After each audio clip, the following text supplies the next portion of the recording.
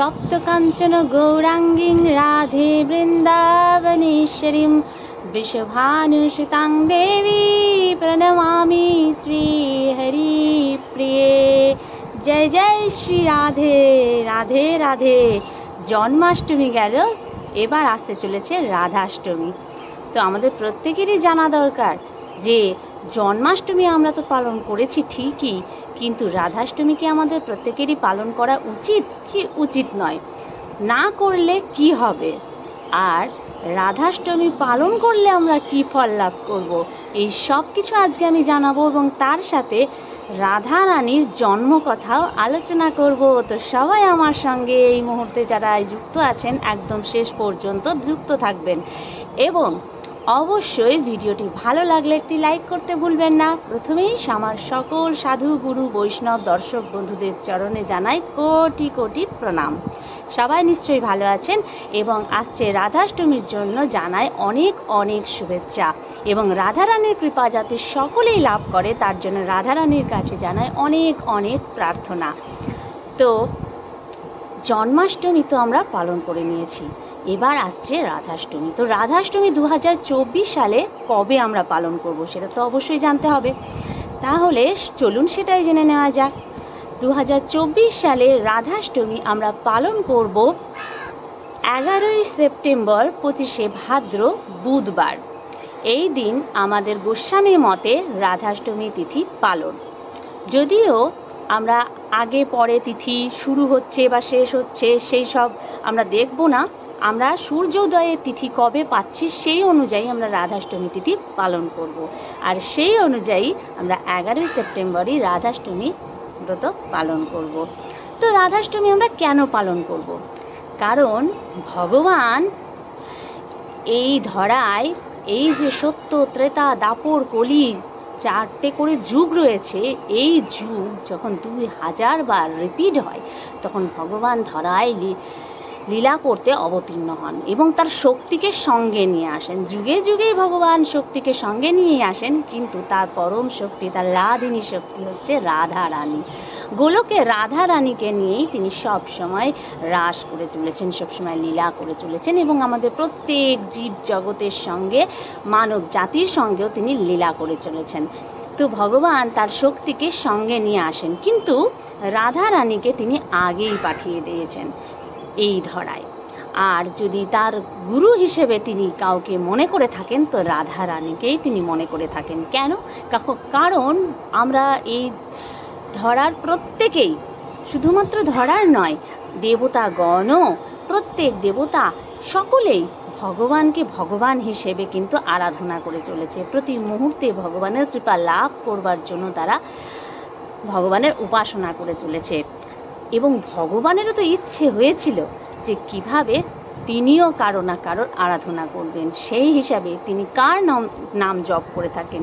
রাধা রানীকে তিনি তার বাম অঙ্গ থেকে প্রকট করেন এবং তিনি বাম অঙ্গ থেকে প্রকট করে তিনি তারই নাম জপ করে চলেছেন অবিরত। তো রাধা রানী যদি ভগবানের গুরু হন, তাহলে আমরা যদি গুরুকেই না পূজার্চনা করি, যদি গুরুরই আরাধনা না করি, যদি গুরুকেই না ডাকি, তাহলে আমরা কি করে ভগবানকে পাবো, তাই না?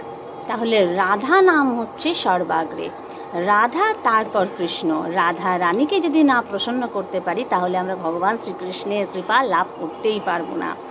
রাধা রানীকে প্রসন্ন করা অত্যন্ত সহজ, ভগবানের থেকেও রাধা রানীকে আমরা খুব তাড়াতাড়ি অতি শীঘ্রই আমরা প্রসন্ন করে তুলতে পারি। আর রাধারানীর কৃপা যদি একবার পেয়ে যাই তাহলেই আমরা ভগবানকে প্রসন্ন করে তুলতে পারবো। রাধারানী আমাদের পূর্বে হয়ে যাওয়া কোটি কোটি পাপ রাশিকে খুব সহজেই কিন্তু দূর করে দেন এবং আমাদেরকে হাত বাড়িয়েই রাখেন তার কাছে টেনে নেওয়ার জন্য, তার প্রীতি, তার ভালোবাসা আমাদেরকে দেবার জন্য আমাদের তিনি হাত বাড়িয়েই রেখে দিয়েছেন। তো রাধারানীকে কিন্তু আমরা খুব সহজেই কি করতে পারি? প্রসন্ন করে তুলতে পারি। কারণ বাবা রুষ্ট হলে বাবার একটু সময় লাগে, রাগ ভাঙাতে সময় লাগে, কিন্তু মা কখনোই রুষ্ট হয়ে বেশিক্ষণ থাকতেই পারে না সন্তানের প্রতি, তাই না? তাই আমরা রাধা রানীকে খুব সহজেই তুষ্ট করে তুলতে পারি। এবং রাধা রানীর যদি আমরা পূজার্চনা রাধাষ্টমীতে না করি, রাধাষ্টমী ব্রত যদি আমরা পালন না করি, তাহলে জন্মাষ্টমী ব্রত করা আমাদের অসম্পূর্ণই থেকে যাবে। ভগবান শ্রীকৃষ্ণ কখনোই আমাদের সেই পূজার সম্পূর্ণ ফল দেবেন না, বা আমাদের সম্পূর্ণভাবে কৃপা তিনি করবেন না। যতক্ষণ না আমরা রাধা রানীকে না তুষ্ট করে তুলছি, ততক্ষণ পর্যন্ত ভগবান কিন্তু সম্পূর্ণরূপে প্রসন্ন হচ্ছেন না। তাই রাধা রানীকে আমাদের ডাকতেই হবে, রাধাষ্টমী ব্রত আমাদের পালন করতেই হবে। রাধাষ্টমী ব্রত পালনের মধ্যে দিয়েই আমরা জন্মাষ্টমী ব্রতের সম্পূর্ণ ফল লাভ করতে পারবো এবং ভগবানের কৃপা আমরা সম্পূর্ণভাবে লাভ করতে পারবো। তাহলে আমাদের রাধাষ্টমী ব্রত কেন পালন করা উচিত সে তো আমি বলেই দিলাম। এবং ভগবান বারবার তার শক্তিকে সঙ্গে নিয়ে আসেন ধরায় লীলা করবার জন্য, এবং তার শক্তিকে রাধারানীকে 11 মাস আগেই পাঠিয়েছিলেন। এবার আমি যেটা বলতে চলেছি সেটা হচ্ছে একদম রাধারানীর জন্মকথা। ভগবান দাপর লীলায় রাধারানীকে পাঠিয়েছিলেন তার জন্মের 11 মাস পূর্বে, অর্থাৎ রাধারানী কিন্তু সেক্ষেত্রে দেখা যাচ্ছে ভগবানের তুলনায় 11 মাসের বড়। তো রাধারানীর জন্ম কিভাবে হলো? রাধারানী কি তার মাতৃগর্ভ হতে ভূমিষ্ঠ হয়েছেন? একদমই না। দেবকী মা তার গর্ভ হতে কিন্তু ভগবান ভূমিষ্ঠ হয়েছেন, কিন্তু রাধারানী কীর্তিদা সুন্দরীর গর্ভ হতে ভূমিষ্ঠ হননি। কীর্তিদা সুন্দরী ও বৃষভানু সুতারই সন্তান হিসেবে, সন্ততি হিসেবে কিন্তু রাধারানী লালিত পালিত হয়েছেন এবং তারাই তার পিতামাতা, কিন্তু রাধারানীকে তারা জন্ম কিন্তু দেননি। তাহলে রাধারানীকে তারা পেলেন কি করে? রাধারানীকে তারা অনেক অনেক অনেক তপস্যার ফল হিসেবে তারা পেয়েছিলেন, কারণ বৃষভানু ছিলেন স্বয়ং সূর্যদেব। সূর্যদেবী বৃষভানু রূপে এই ধরায় লীলা করতে এসেছেন এবং তারই সন্ততি রূপে, তারই কন্যা রূপে রাধা রানীকে তিনি লাভ করেছেন। আর কেন সূর্যদেব রাধারানীকে লাভ করলেন? কেন সূর্যদেব রাধারানীকে কন্যা হিসেবে পেতে চাইলেন? এবার সেটা নিয়ে জানা যাক।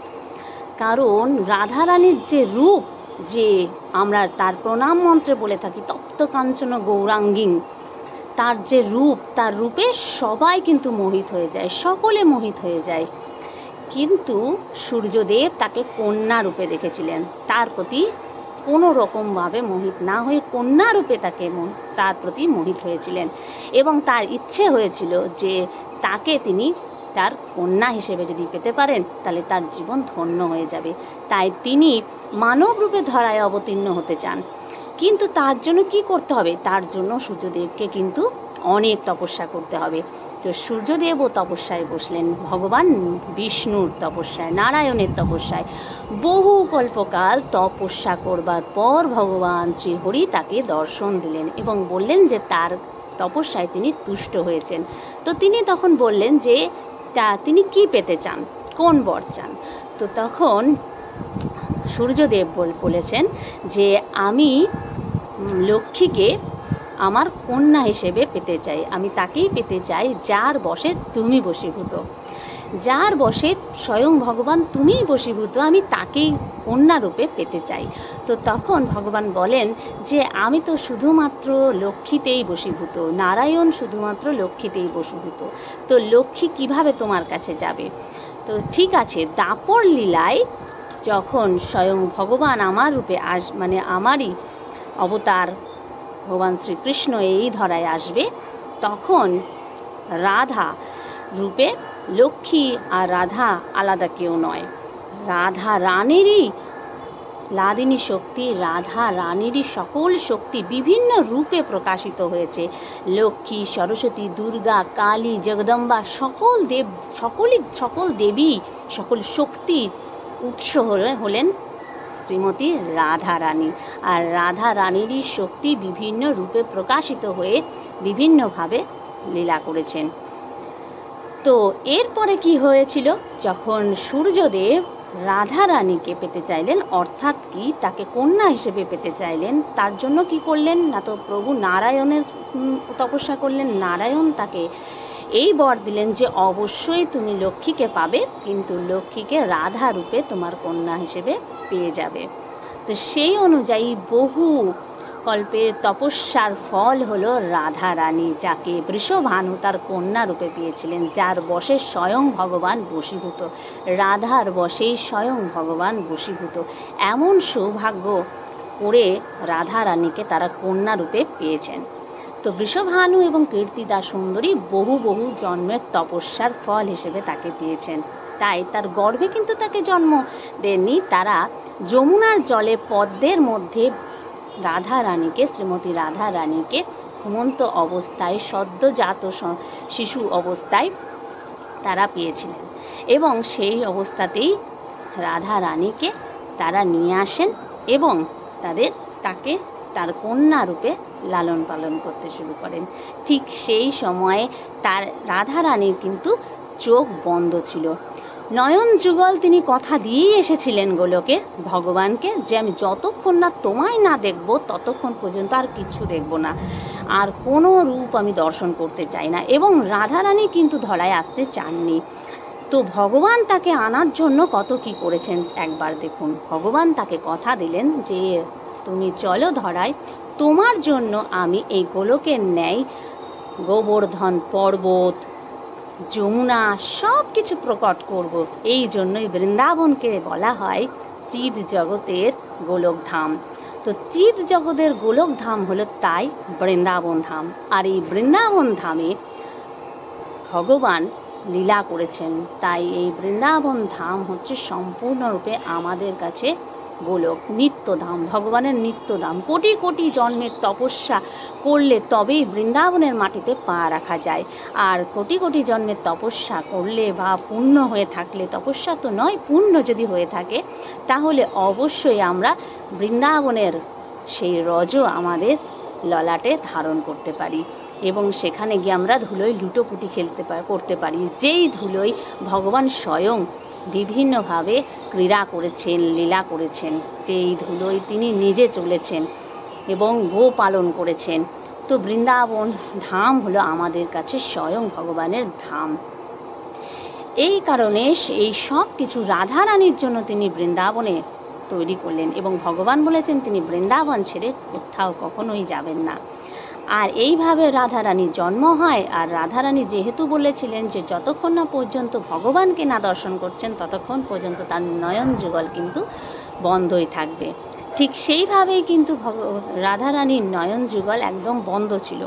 আর তার নেত্র তখনই তিনি খুলেছিলেন 11 মাস পর, যখন ভগবান এই ধরায় প্রকট হলেন, এবং প্রকট হওয়ার পর যখন মা যশোদা এবং নন্দরাজ তাকে নিয়ে রাধারানীর কাছে নিয়ে আসে, তাকে দর্শন করবার জন্য, শুধুমাত্র ভগবানের রূপ দর্শনের জন্য, সেই মুহূর্তেই কিন্তু নয়ন যুগল তিনি খুলেছিলেন, এবং সেটাও নারদ মুনির পরামর্শতেই হয়েছিল। তার আগে পর্যন্ত যখন রাধারানী তার নয়ন যুগল খোলেননি, তখনও পর্যন্ত কিন্তু বৃষভানু এবং অন্যদিকে কীর্তিদা সুন্দরী ভেবেছিলেন যে তার কন্যা কি অন্ধ হবে, তার কন্যা কি কখনোই তার চোখ দুটি খুলবে না, এরকম চিন্তায় কিন্তু অধীর হয়ে পড়েছিলেন। সেই সময় নারদ মুনি তাদেরকে এই পরামর্শ দেয় যে নন্দরাজের পুত্রকে যদি নিয়ে আসা হয়, নন্দলালাকে যদি এখানে নিয়ে আসা হয়, তাহলে কিন্তু তার সেই তাকে দর্শন মাত্রই এই ম্যাজিকটা হয়ে যাবে। আর সেই অনুযায়ী, সেই পরামর্শ অনুযায়ী তখন কিন্তু রাধারানী তার নয়ন যুগল খোলে, অর্থাৎ 11 মাস পর যখন ভগবান এই ধরায় আবির্ভূত হন, প্রকটিত হন, আর সেই মুহূর্তেই তখন রাধারানী তার নয়ন খোলে। এইভাবে রাধারানীর আমরা জন্মকথা জানতে পারি। আর রাধারানীর এই জন্ম উৎসব উপলক্ষে বৃষভানু এবং কীর্তিদা সুন্দরী মহোৎসব বানিয়েছেন, অনেক বড় করে ধুমধাম করে উৎসব বানিয়েছেন। তাই রাধাষ্টমী তিথিতে আমাদের শুধুমাত্র রাধারানীর নাম এবং ভগবানের নাম নিলেই চলবে না, রাধারানীর যারা ভক্ত রয়েছে, বৃষভানুর নাম, কীর্তিদা সুন্দরীর নাম, মা যশোদার নাম ও অন্যদিকে নন্দরাজের নাম, প্রত্যেকের নাম কিন্তু আমাদের অবশ্যই নিতে হবে। কারণ ভক্তের নাম না নিলে ভগবান কিভাবে তুষ্ট হবেন? কারণ ভক্ত হচ্ছে ভগবানের মাথায় যাকে তিনি রেখেছেন, ভক্তকে আগে তিনি মাথায় করে রেখেছেন, তারপরে ভগবান। এই কারণেই তো রাধা নাম আগে এসেছে, পরে কৃষ্ণ নাম। রাধা কৃষ্ণ, কৃষ্ণ রাধা কিন্তু নয়। এবং ভগবান স্বয়ং বলেছেন যে আমার নাম যে একবার নেয় অর্থাৎ আমার নাম যদি 100 বার নেওয়া হয় তাহলে যে ফল লাভ হয়, একবার রাধা নাম নিলে কিন্তু সেই ফল লাভ করা হয়। এবং এই রাধাষ্টমী ব্রত পালন করলে আমরা কতটা ফল লাভ করে থাকি, আমরা 1000 একাদশী ব্রত করলে যে ফল লাভ করি তা একটি মাত্র রাধাষ্টমী ব্রত পালন করলে সেই ফল লাভ করে থাকি। তো এত আমরা পূর্ণ ফল লাভ করতে পারি রাধাষ্টমী পালনে। রাধাষ্টমী ব্রতটা আমরা কিভাবে পালন করব? জন্মাষ্টমী ব্রতে যেমন সারাদিন সারা রাত উপবাস থাকে এবং নিজেদের অবস্থা অনুযায়ী আমরা ফল আহার করতে পারি বা অন্যান্য আহার গ্রহণ করে আমরা এই দিন ভগবানের প্রসাদ, রাতের দিকে পুজো হয়ে যাওয়ার পর ফল প্রসাদ বা অন্য প্রসাদ আমরা গ্রহণ করে সেই জন্মাষ্টমী ব্রত পালন করি। আমাদের রাধাষ্টমী ব্রতের ক্ষেত্রে কিন্তু একটু অন্যরকম। রাধাষ্টমী ব্রতের ক্ষেত্রে কিন্তু আমরা দুপুর 12টার মধ্যেই আমাদের পূজার্চনা করে ফেলতে হবে। দুপুর 12টা পর্যন্তই উপবাস। কেন? কারণ রাধা রানী মধ্যাহ্নকালে আবির্ভূত হয়েছেন। তাই রাধা রানী মধ্যাহ্নকালে আবির্ভূত হওয়ার কারণে এবং সোমবারে, তো এ কারণেই আমাদের মধ্যাহ্নকালে অর্থাৎ দুপুর 12টা পর্যন্ত এই ব্রত আমাদের পালন করতে হবে, অর্থাৎ উপবাস থাকতে হবে। এবং 12টার মধ্যেই রাধা রানীকে আমরা তার প্রিয় ফুল ফল বিভিন্ন রকমের তার ভোগ নিবেদন করে তার আর মঙ্গল আরতি করে সব কিছু করে নিয়ে পূজার্চনা কমপ্লিট করে, রাধা রানীর যদি বিগ্রহ থাকে অর্থাৎ রাধা মাধবের যদি বিগ্রহ থাকে তার স্নান অভিষেক সব কিছু আমাদের সম্পূর্ণ করে ফেলতে হবে দুপুর 12টার মধ্যেই। এবং তার মধ্যে দিয়ে আমরা রাধা রানীর কৃপা লাভ করব। এই দিনে আমরা রাধাষ্টকম পাঠ করতে পারি, রাধিকা স্তোত্রম পাঠ করতে পারি এবং বিভিন্ন রকমের রাধা রানীর যে রাধাকৃষ্ণের যে লীলা মহিমা সেগুলো আমরা পাঠ করতে পারি। ভাগবত পুরাণ আমরা শ্রবণ করতে পারি, গীতা পাঠ করতে পারি, বিষ্ণু পুরাণ পাঠ করতে পারি, বিভিন্ন শাস্ত্র অধ্যয়ন করতে পারি বা আমরা শ্রবণ করতে পারি। কারণ শাস্ত্রগ্রন্থ সবার কাছে হয়তো থাকতে নাও পারে, তাই আমরা শ্রবণ অবশ্যই করতে পারি।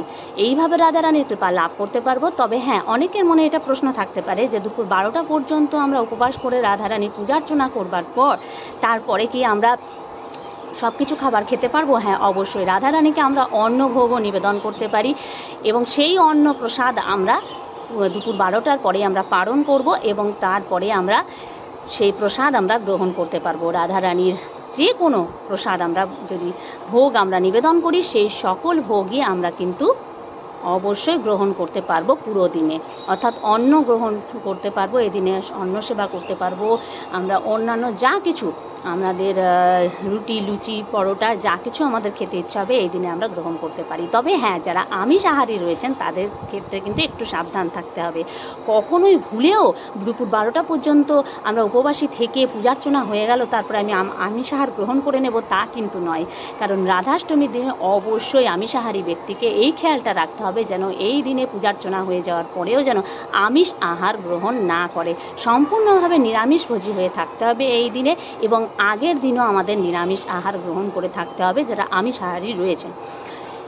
এইভাবে আমরা রাধাষ্টমী ব্রত পালন করব।